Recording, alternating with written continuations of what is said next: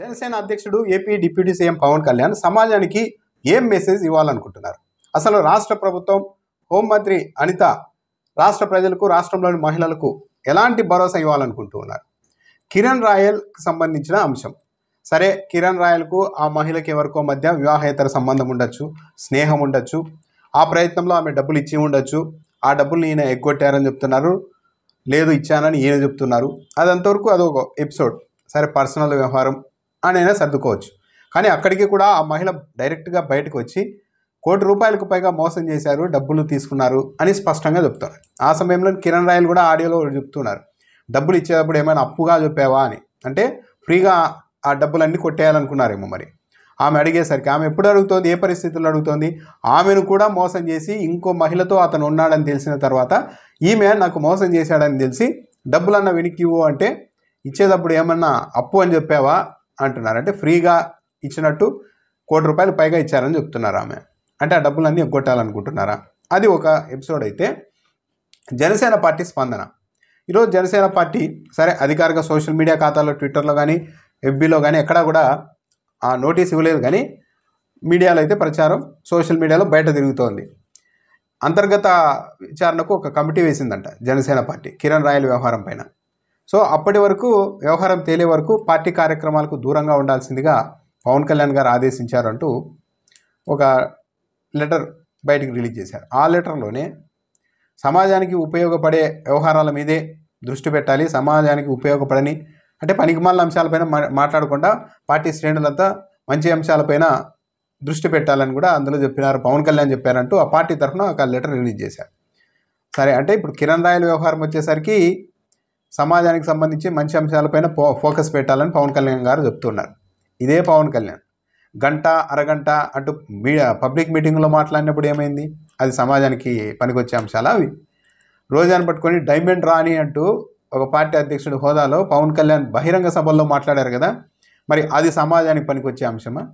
ఇదే కిరణ్ రాయల్ అనే వ్యక్తి రోజాను ఇష్టానుసారం అత్యంత జుగుప్సాకరంగా తిడుతూ ఉన్నప్పుడు మరి ఆ రోజు పవన్ కళ్యాణ్ చెప్పాలి కదా, కిరణ్ రాయల్ ఇలాంటి పనికిమాలిన అంశాల మీద కాదబ్బా, నువ్వు ఇలాంటి పనికిమాలిన మాటలు మాట్లాడకుండా తిరుపతి ప్రజలకు, జనసేన పార్టీకి, సమాజానికి ఉపయోగపడే ఏదైనా మాటలు మాట్లాడు, ఆ పనులు చేయని చెప్పొచ్చు కదా. ఆ రోజేమో ఎంకరేజ్ చేశారు. ఈరోజు మాత్రం కిరణ్ రాయల్కి సంబంధించిన ఆడియోలు, వీడియోలని బయటికి రాగానే సమాజానికి ఉపయోగపడని ఇలాంటి అంశాలపైన కాకుండా సమాజానికి ఉపయోగపడే అంశాల మీద జనసేన కార్యకర్తలు, వీర మహిళలు దృష్టి పెట్టాలి అని పవన్ కళ్యాణ్ చెప్పారంటూ జనసేన పార్టీ అధికారికంగా లెటర్ రిలీజ్ చేసింది. అంటే ఇవన్నీ ద్వంద్వ ప్రమాణాలు కదా.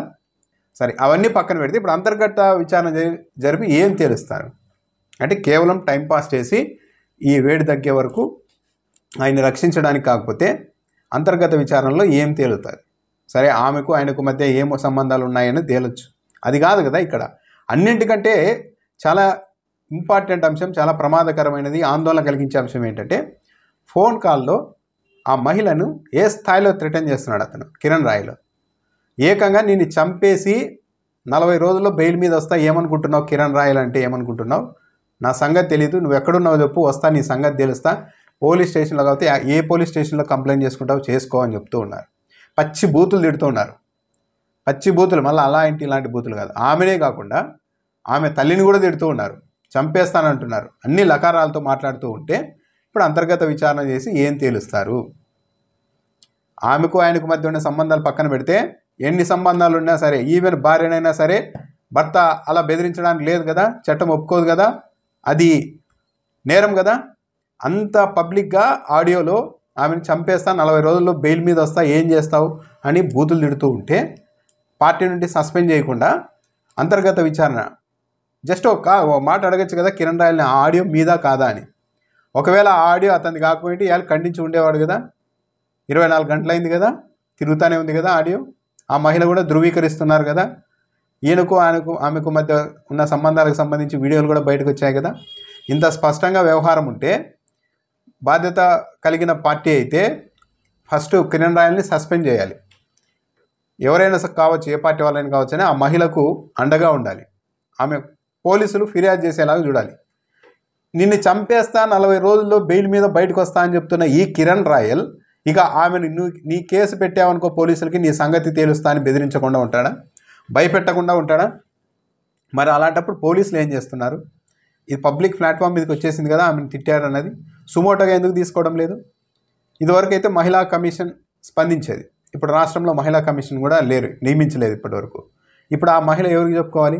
ఒకవేళ కేసు పెడితే నీ సంగతి తెలుసా, నేను చంపేస్తానని ఇదే వ్యక్తులు భయపడిస్తే ఇక ఆమె కేసే పెట్టకపోతే ఈ నేరం అన్నది జరగలేదన్నట్టుగా వదిలేస్తారా? ఫస్ట్ జనసేన పార్టీ అంతర్గత విచారణ కోరాల్సింది, పోలీసు విచారణ కోరాలి. ఆ ఆడియో ఎవరిది? కిరణ్ రాయల్దా కాదా? కిరణ్ రాయల్ అయితే వెంటనే యాక్షన్ తీసుకోవాలి. ఆయనే ఖండించడం లేదు, ఆ ఆడియో నాది కాదు అని అంగీకరిస్తూ ఉన్నారు. ఇంత స్పష్టంగా ఉన్నప్పుడు ఇంకా అంతర్గత విచారణ ఏంటి అంటే 4 బెత్తం దెప్పలు కొట్టి వదిలేస్తారా? అలాగే ఉంది వ్యవహారం. జానీ మాస్టర్ విషయంలో ఏమో వెంటనే స్పందించేసి ఆయన కూడా పార్టీ కార్యక్రమాలకు దూరంగా ఉండండి అంటూ అఫీషియల్గా సోషల్ మీడియా అకౌంట్లో ఒక లెటర్ రిలీజ్ చేశారు. ఇప్పుడు కిరణ్ రాయల్కి సంబంధించి మాత్రం ఇంకోలా వెళ్తోంది వ్యవహారం మొత్తం. అంటే ఒక్కొరి విషయంలో ఒక్కోలా వ్యవహరిస్తారా? సరే, ఎలాంటి పరిస్థితుల్లో కలిశారో తెలియదు. ఆమె అయితే కారు కొనిచ్చానంటోంది, ₹1,00,00,000 వరకు డబ్బులు ఇచ్చాను, నేను వెనుకబడుతున్నాను, నాకు అది లేదు ఇది లేదంటే నేను మొత్తం అంతా నా డబ్బులు పెట్టి అతన్ని నమ్మద్దు, కిరణ్ రాయల్ని నమ్మద్దు, అతను మోసగాడని అనేక మంది చెప్పినా కూడా నేను నమ్మి అంతగా డబ్బులు ఇస్తే చివరికి ఇలా చేశారని ఆమె చెప్తోంది. ₹1,00,00,000 డబ్బులు ఇచ్చి నీకు డబ్బులు ఆర్థికంగా ఇబ్బందులు ఉంటూ ఆదుకుంటూ ఒక కారు కూడా కొనిచ్చిన అలాంటి మహిళ పట్ల కనీస కృతజ్ఞత భావన ఉండాలి కదా. అది వదిలేసి నేను చంపేస్తా, నేను ఇంకోరి దగ్గర పడుకుంటా, నేను 100 మంది దగ్గరికి వెళ్తా మొగాడిని అంటే ఇది అహంకారం కదా. జనసేన పార్టీ విధానం ఇదేనా? మహిళలకు ఒక న్యాయం, పురుషులకు ఒక న్యాయమా? పైగా కిరణ్ రాయలే ఏఎస్పీని కలిసి ఎవరైతే నా మీద ఫిర్యాదు చేశారో వాళ్ళ కుటుంబ సభ్యులకు సంబంధించిన కాల్ డేటా అంతా తీయాల్సిందిగా తాను ఏఎస్పీకి కోరానని కూడా కిరణ్ రాయల్ చెప్తున్నారు. ఎవరెవరితో వాళ్ళు మాట్లాడుతున్నారు, గత కొద్ది రోజులుగా ఎవరెవరితో టచ్లో ఉన్నారు, ఇవన్నీ కూడా బయటకు తీస్తామని కూడా చెప్తున్నారు.